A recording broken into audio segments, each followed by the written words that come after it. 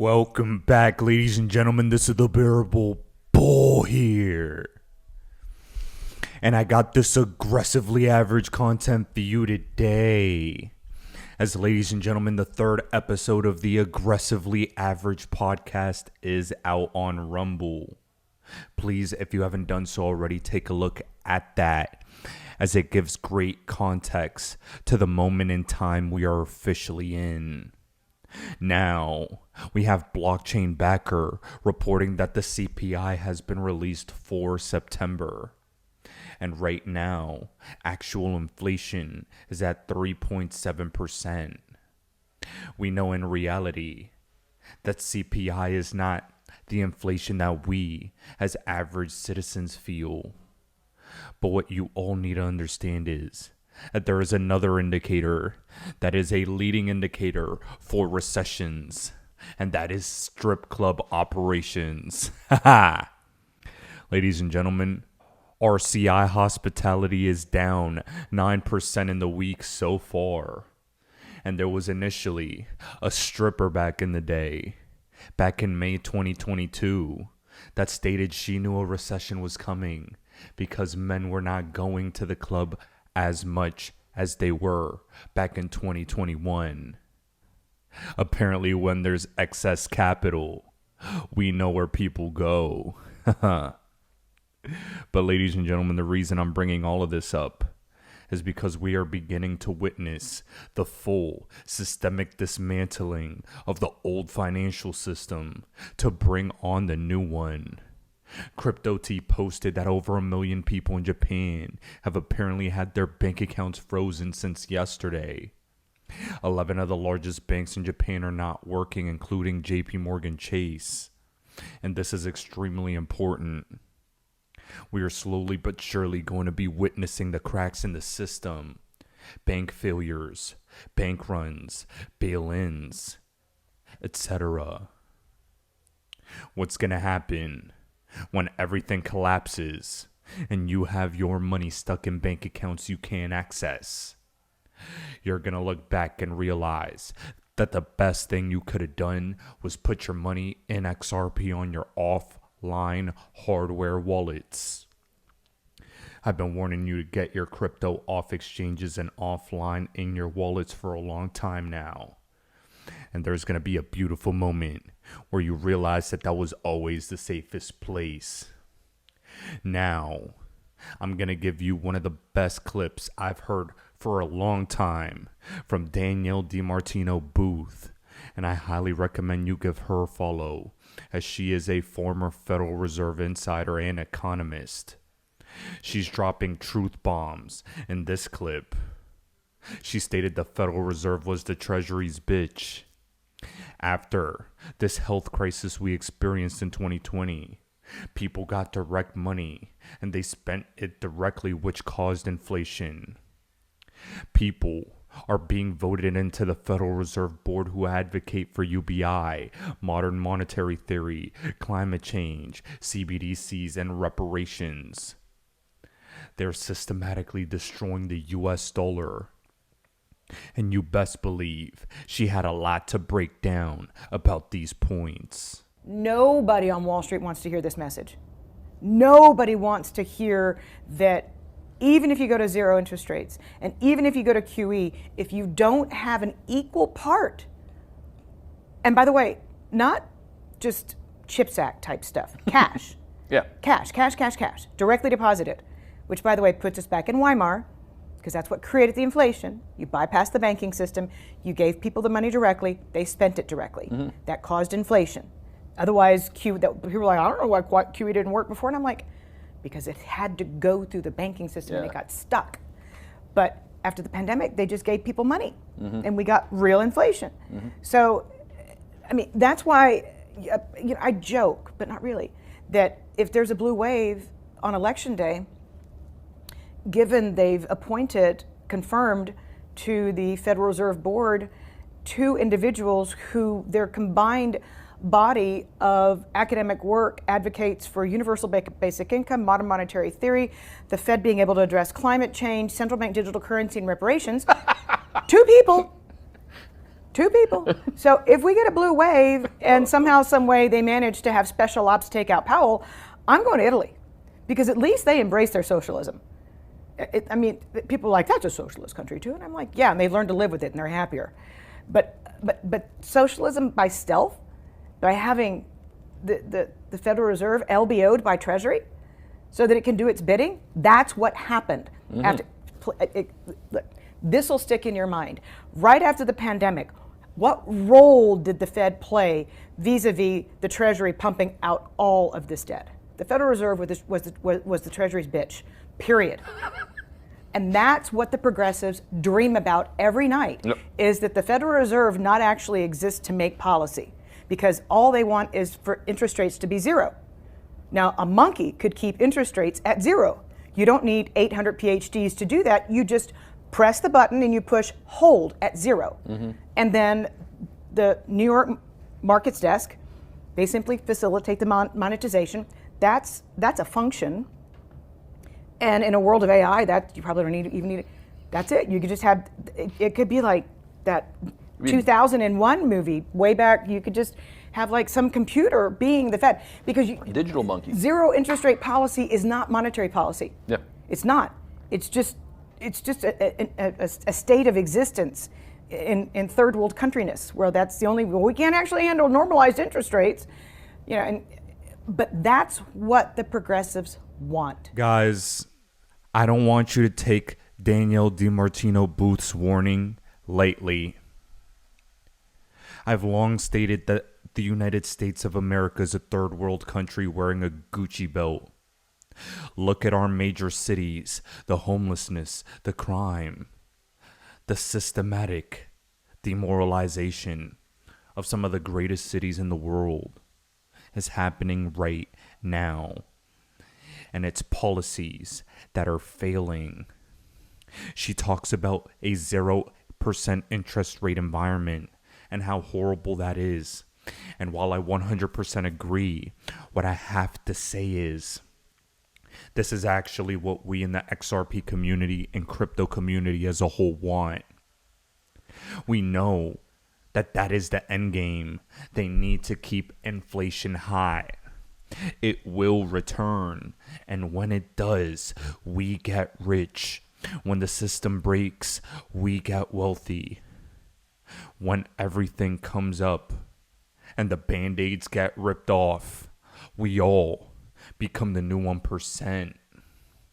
And ladies and gentlemen, Raoul Pol gives his take on Gary Gensler and politics in crypto.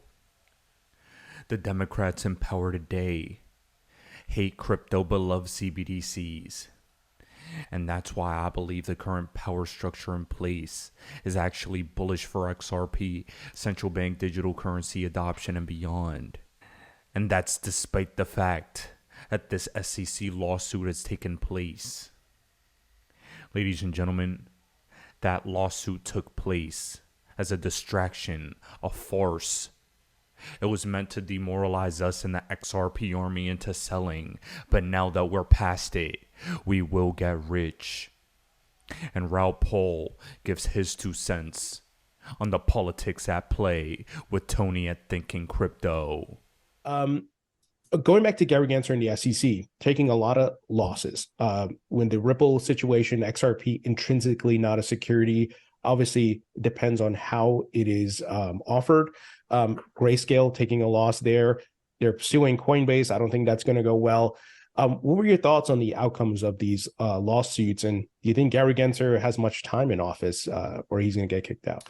Well, once you start conflating politics with legal precedent, that's when you realize that's when you start losing cases. So they're doing it for politics, and the court is throwing it out for the right reasons, which is this is not legal. So I think there's a bunch of these. I'm sure the SEC will win a couple here and there, but they're not going to win these big cases. I mean, I've always said the sheer number of smart people and the amount of money in this space that is focused on these issues is gigantic. The government is up against something much bigger than picking off an investment bank. You're picking off people who are super motivated by what this space represents and where it's going. And the people in the space are literally the smartest people in the world. So they don't go to fight without knowing that they're coming with a bazooka to that fight. While the SEC is treating it like it's a bunch of cowboys. They have no real understanding of who they're up against. This is a cultural phenomena they're trying to fight with people who are highly motivated to win. Mm. Ladies and gentlemen, I absolutely love the perspective Raoul Paul had. The people in this space are the most intelligent people on the planet. What all of you need to understand is that the SEC tried to play politics as opposed to abiding by the law, and the courts are letting them know it. They're letting them have it, and they're pimp slapping them with a backhand slap right now. They pimp slapped them with the Ripple case. Binance, Coinbase, and others are going to annihilate them in court as well. We have to remember the Grayscale case, and I believe, especially now that the Sam Bankman-Fried FTX case is on the table, happening in real time, the SEC will lose more credibility. I want to know how deep the SEC and Gary Gensler's involvement was with FTX. But today, CoffeeZilla broke down that Caroline Ellison broke down in court and said it was devastating for Sam Bankman-Fried. The crypto space is going to get justice. And hopefully, the SEC does as well. Here at the trial of Sam Bankman-Fried, we just saw Caroline Ellison take the stand for the second part after lunch. She broke down in tears saying, quote, "I had a sense of relief I didn't have to lie anymore. I could start taking responsibility. I feel indescribably bad for all the people who trusted us." I think it probably moved the jury. I know in the room where I was at, you could hear a pin drop. She was bawling, first real show of emotion we've seen from her. And I think it really reached a lot of people. She then testified to the fact that meanwhile, Sam Bankman-Fried was making statements that they only had enough money to cover 1/3 of client holdings, while publicly saying they had enough money to cover everyone. So he would continue to lie as she started to break down. So is it convenient for her to say this now? Yes. But I think it's devastating to the point Sam Bankman-Fried has, where he says, I didn't know about any of this. I think she destroyed any last hope he had. Well, ladies and gentlemen, there's nothing I'd like to see more than Sam Bankman-Fried behind bars. And hopefully one day, little old Gary, you might get to see him there. But guys, that's besides the point right now.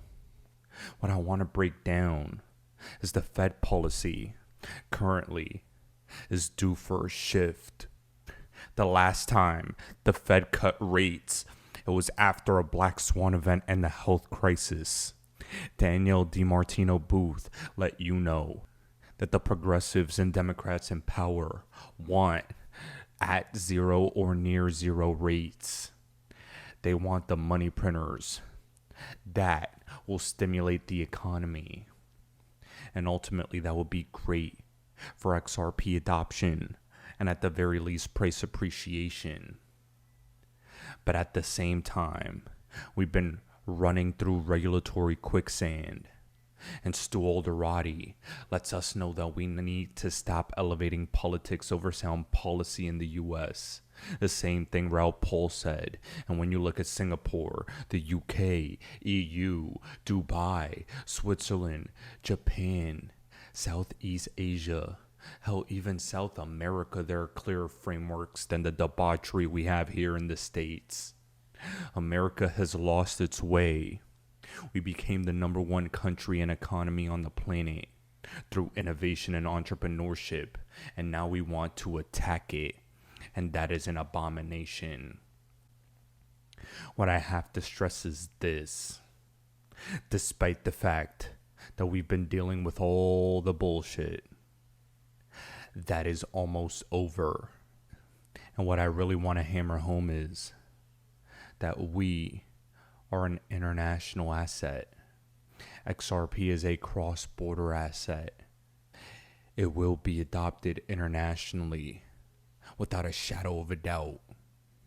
And inevitably, America will be forced to use it. Let me make something else clear. We here in the States finally have one digital asset with full-blown regulatory compliance and a designation as a non-security. And something I have to stress is that cryptos that have made exponential rises in previous bull runs tend to not appreciate in value as much the next one. XRP was the leader of the 2017-18 bull run, and it was a laggard in the 2021 bull run. That's why I believe that this time around, with the new designation, clarity on its way, and a November 2023 timeframe for regulations and updates to Swift, ISO, and numerous other protocols. This is why I believe that XRP is going to be the leader of this bull run again. We've been waiting for far too long for generational wealth. And I believe this time around we're finally going to get it. Now guys, to cap off this video for today, I'm going to leave you with the Ripple superstar of an attorney, Stu Alderati, giving his 2 cents as far as the environment in America. But before I leave you, I'm going to ask that you please buy a Fuck the SEC t-shirt, as the say at the proper party was magnificent to behold. So many people were wearing this shirt, and I think it's going to be an iconic one for the community and beyond, especially when we make our generational wealth. The proper party was a great symbol for the XRP community. And you guys all better believe I'm throwing my own proper party when everything is said and done. Don't forget to get your $5.89 and aggressively average t-shirts as well. And you can find all of these down in the description below. Ladies and gentlemen, this is the Bearable Bull here. Thanks for tuning in. As always, I appreciate every single one of you.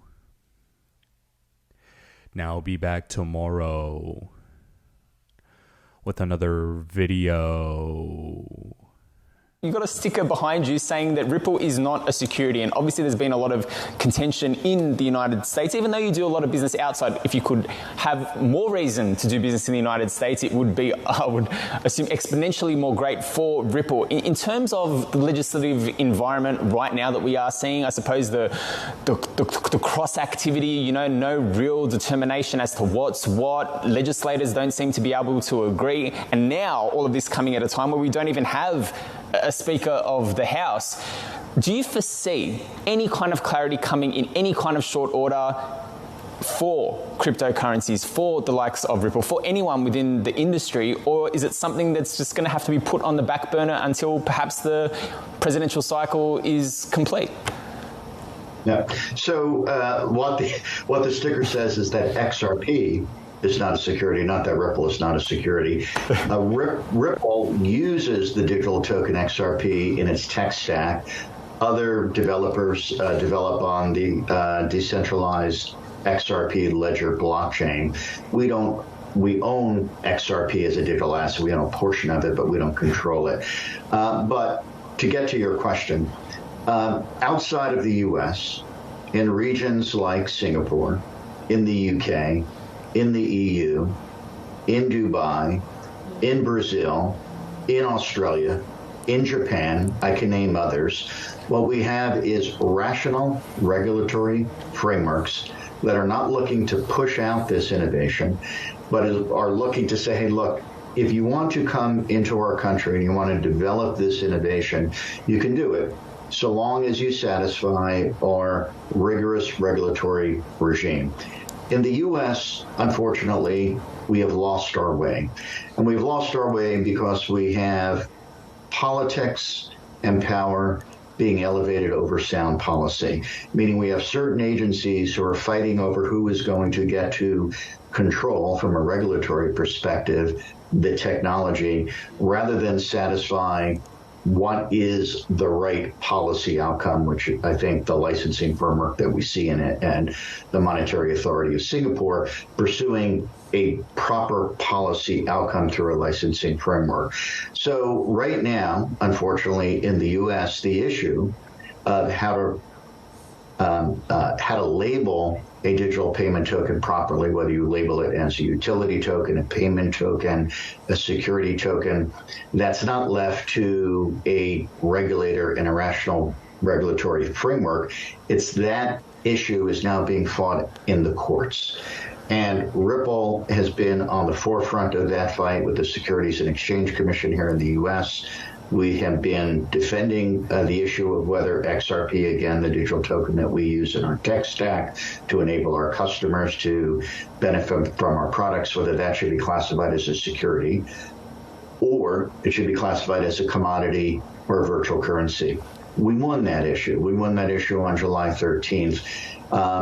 So hence the sticker XRP is security, which I think gives XRP clarity in the U.S., and XRP as a digital token is now uniquely classified as a non-security in the U.S. But we don't think, even though we won in the courts, we don't think that these issues should be fought token by token, case by case, judge by judge. We think we need a rational regulatory framework. But to your question, although we have some policymakers in the U.S. trying to take the lead to come up with rational regulatory policy proposals, the chances of anything moving forward in this Congress or the next Congress doesn't seem very, I'm not very optimistic about it.